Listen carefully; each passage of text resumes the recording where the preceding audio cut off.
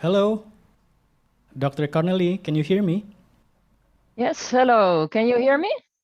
Yes, we can hear you perfectly fine. Okay. Thank you very much for having me here.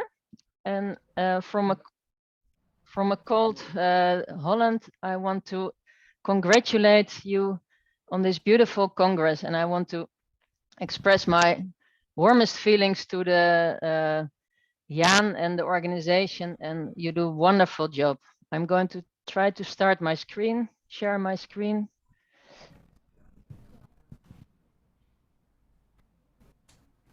And I hope you are seeing my screen now.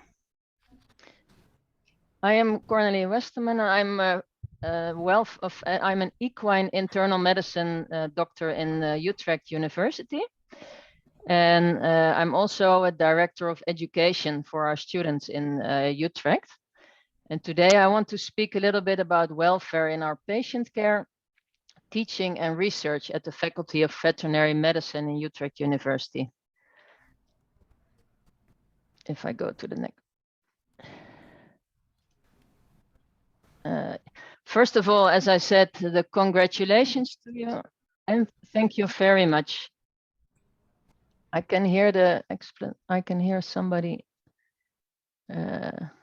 talking through me, but what? Okay. In our patient care and clinical teaching in Utrecht, we have very many rules. I think you have about the same system as we have, and veterinary medicine. We have a lot of theory, and then we have a lot of clinical work where students come in the clinic and treat patients.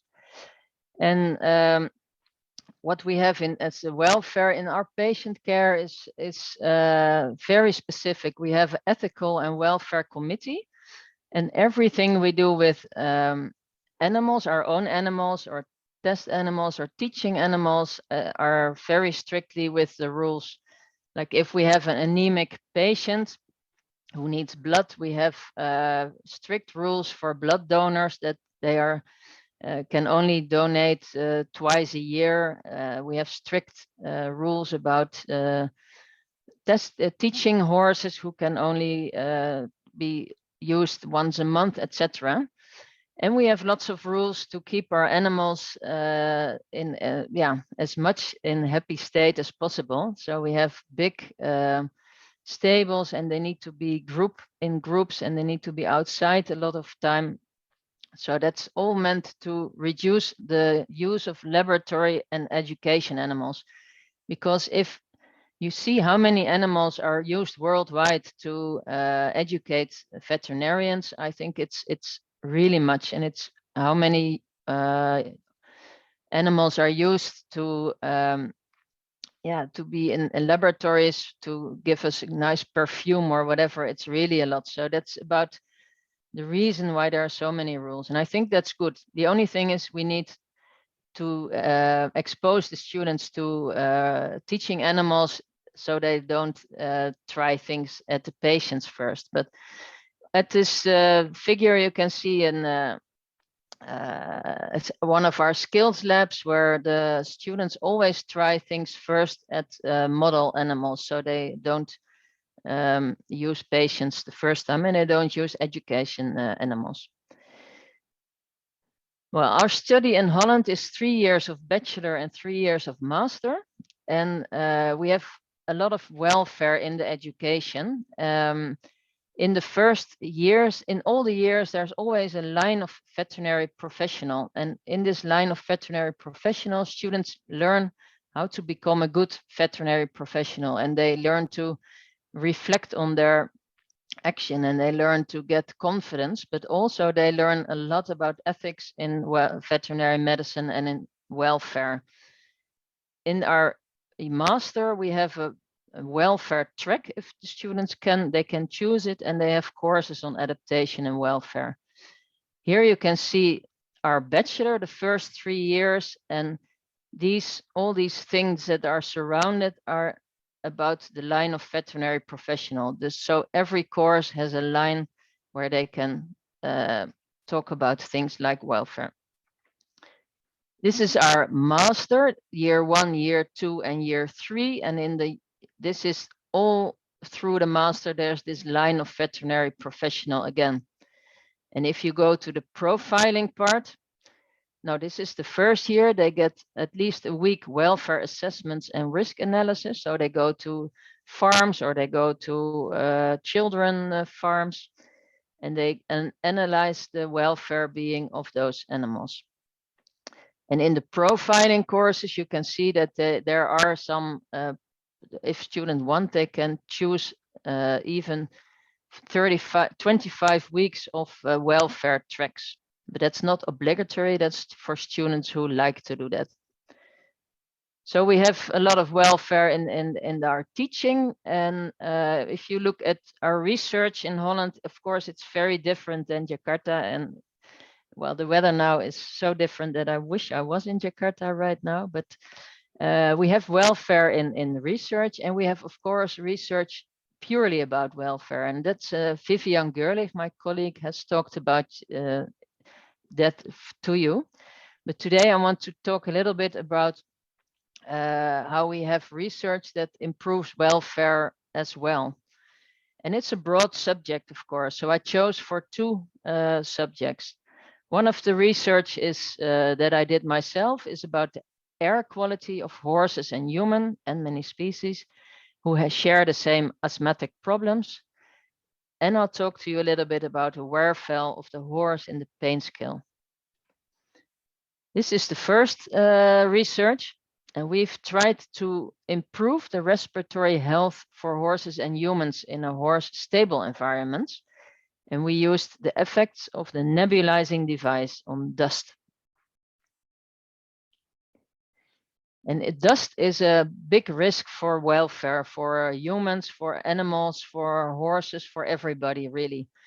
And dust is, airborne dust is the worst. That airborne dust affects the working and living in horse stables, but also in every environment. For horses, it's a big problem because horses in stables, as you can see on the picture, are often in very dusty environments, and horses suffer from equine asthma a lot. And we have found out that the equine asthma looks a lot like the human asthma, and it's really kept in place due to all these airborne dust. So dust management regime is very important.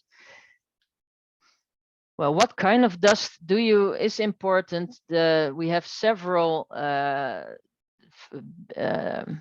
sizes of dust, and you have the inhalable dust, which is big dust particles that stay in your nose. You have particles that are smaller, are going more deeper to the thorax. That's 10 micron. If they're even smaller, they are respirable, 4 micron. And if they're very small, they can go very deep into your lungs. So the penetration is important, and we are interested for asthma and for the fine dust. We are interested in the small fractions of dust, so the respirable and the high risk respirable fractions. Our research question was, how can the mass concentration of high risk respirable dust particles be lowered in horse stables?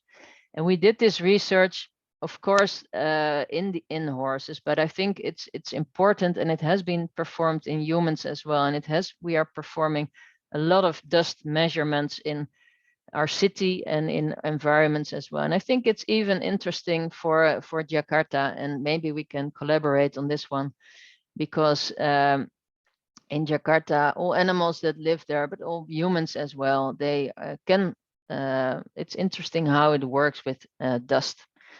Well, in the stables, we can easily try to do something about it, of course. And we had 3 tests of it. We tested a nebulizing device that gives mini droplets, which will take the dust down to the floor. And we tested the ionizing device, and the ion differences will attract dust to the device. And we tested the influence of dust-free beddings and roughage. We tested it like this. On the left, you see 6 stables in one unit, and we had 4 of these identical stables. So we could give them dust free and environment, we could give them a lot of dust like straw and hay. On the picture, you see a dust-free environment with shavings, and they don't get hay, they get dust-free haylage. You can see the nebulizer giving those mini droplets, and here you see the pump. We had, and this is more interesting for you maybe, we had dust filters, and we put them basically everywhere, and we had filters for every different size of the dust. So they were hanging around in the stables, but they were also fixed on the horses. They were fixed on near the nose, and they were fixed on the back of the horses. And so we had many locations of the sampling. We also checked the humidity, the temperature, and the ammonia in the stable, so we could state if there were any changes. Well, I skip for you. I can talk for hours for this one, but I go straight to the conclusion. And we tested those machines, and the nebulizing device did not reduce the dust. We did expect it, but it did not. So people do it a lot in stables, but it didn't work for us.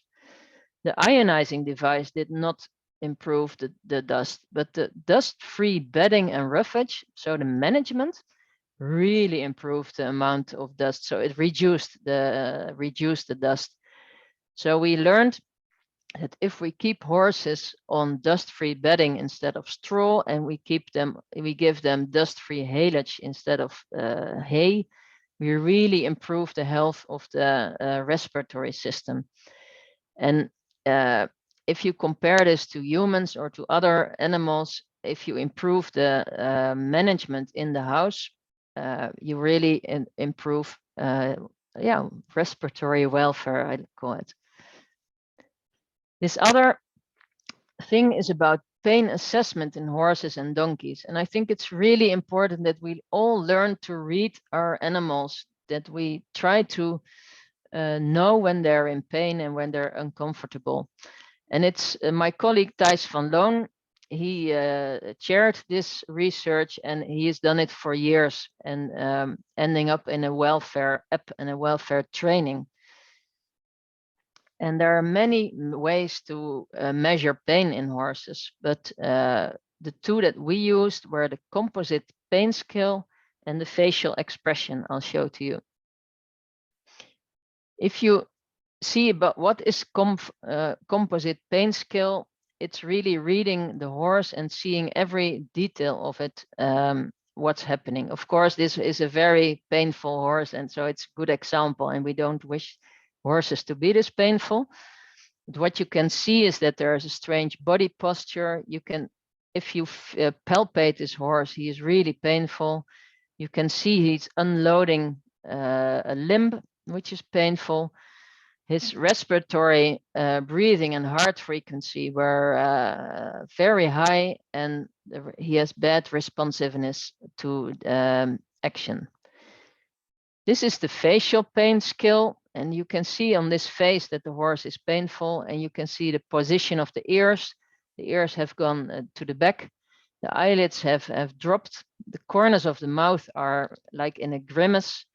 The horse has bad responsiveness, and his nostrils are really tense.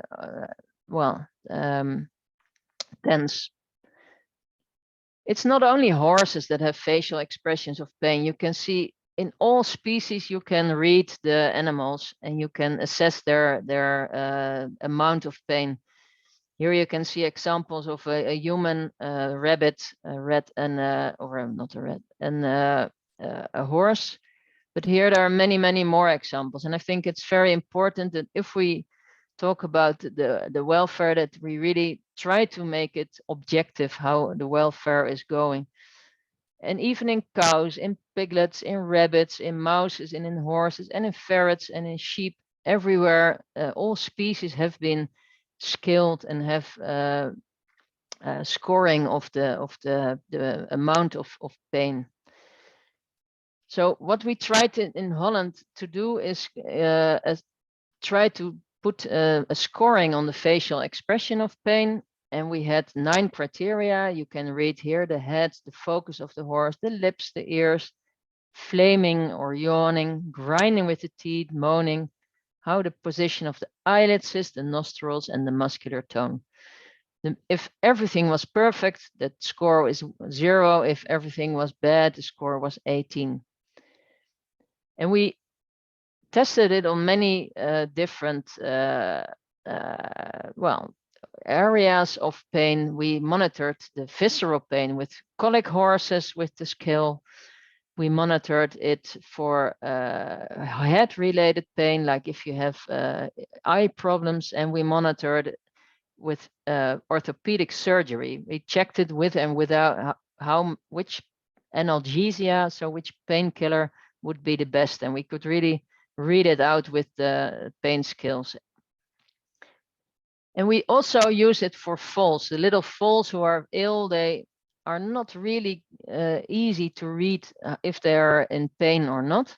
So we made also objective pain scale for the ill foals, and it turned out to be very clear if you use this objective assessment. So what about donkeys? We also discovered that it's possible to have objective assessment of chronic pain in donkeys. So there is a chronic pain scale of donkeys, and it's a really complicated scale because donkeys are really complicated to show their pain. So it's combined with the composite pain scale with the behavior, the movement, the body composite score, and the posture, and the facial expressions are in it as well. And if you see, it's a really big pain scale, so it takes some time to do, but if you read it, it's really interested what's all in it. And this is just one of those things about the muscles. If they have good muscles, symmetric with no muscle loss, there's a 0, and if they have muscle loss, it gets to the score of 3. And in the end, you can, if everything is wrong with the donkey, you have a score of 48. Well, it's not just theory, it's also used in practice. And this is another part of the scale about the eyelids is one of those things. And if the eyelids are opened, it's good. And if they're tightened, or if they're squeezing their eyes, you get a score. So the facial expression pain scale gives a score of until 24. And together you can use them in practice.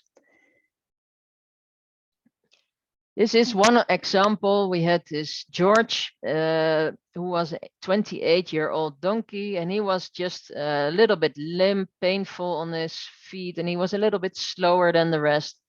And when he got a big painkiller, equipalazone, and when we objectively scored him with the pain scales, he had a pain scale of his face, with a score of 6. And he had a pain scale of the composite pain scale of 15. And whatever we did with more analgesia, it didn't change his pain scale. And if you have together a score of 21, it's just too high. It's not welfare friendly. So we chose, and that in Holland it's easier, I know, but we chose for euthanasia because he had a really bad life and he had always pain, always pain. So how can we really use it in practice? And it might be interesting for Indonesia as well. We have developed an equine pain and welfare app, and it's for horses, and it's for donkeys and for foals. And this app does pain measurement, and I just have one page of it. You fill in which horse or donkey it is, and you can choose who you want to score and with what system you want to score it. And this is just one part of it. You can touch one of the things you are going to do, like looking at the abdomen or how his tail is doing, and then you fill it in and you score the movements for 5 minutes. You can see what he is doing. Is he standing quietly? Is he rolling, etc., etc. So you just fill in this app, and in the end, it rolls out what kind of score, pain score there is. This is about the faces. Does he have normal ears, or are they down? Are the eyelids opened, etc. So you can score him during days or during weeks or during hours or whatever you want, and so you get the objective measurement. You can also let owners score the horses and or the donkeys. So and then you have something to train them. This is the site where you can train them or train yourself, and that's an international free site, and you can really train how to look at horses and donkeys and how to objectively measure their welfare state. This is one part of the instruction phase. You can score a lot of photos, and you can train yourself, and you get feedback on it, which picture is which picture is has a score or has no score. So this is a really small, quick overview of what I am doing and what we are doing in Utrecht. And I think if anybody is interested, we could always collaborate or help each other. And so here's my email address for if anybody is interested. So thank you very much for your attention. If there are questions, I'll be happy to take them.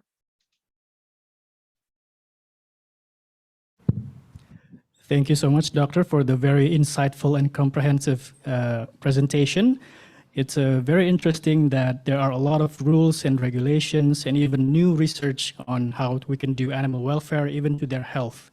So right now, I will open the session for any discussions, if there are any, perhaps from veterinarians or veterinarians graduates. You can ask directly to the doctor.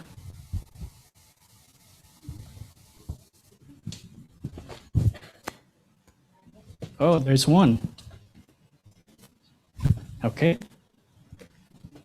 Could you please state your name and where you're from? Thank you so much.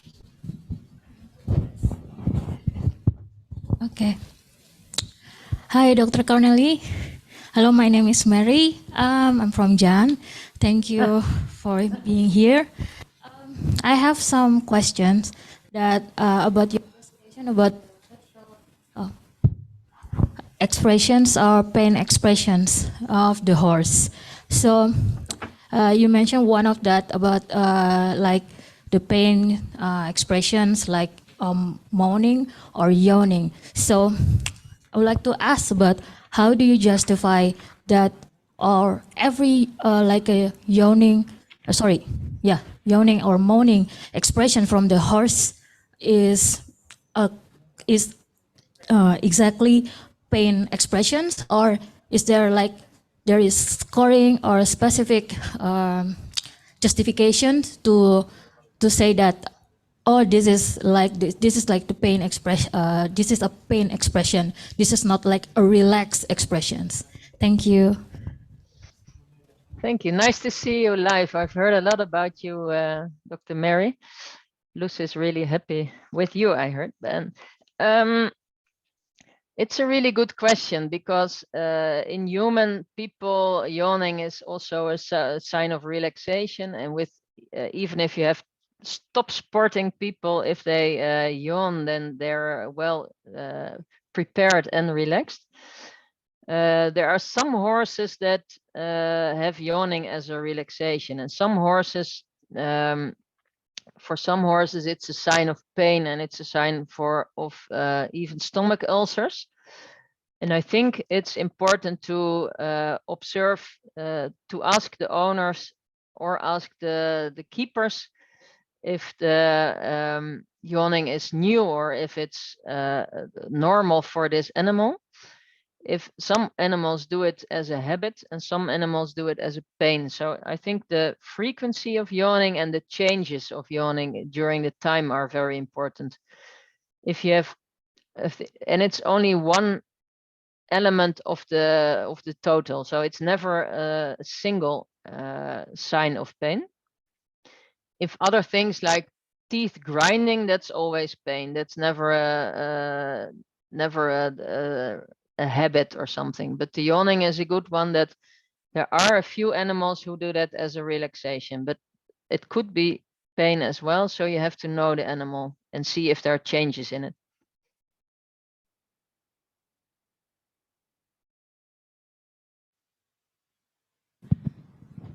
I think that's pretty much answers the question. Doc Mary, do you have any further questions?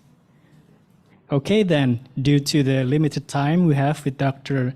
Cornelie, I have to close the discussion session. So again, thank you so much, Dr. Cornelie, for giving me your spare time in your very busy schedule. I hope we can see you and have discussions more with you soon. Thank you so much. Would be happy. Thank you.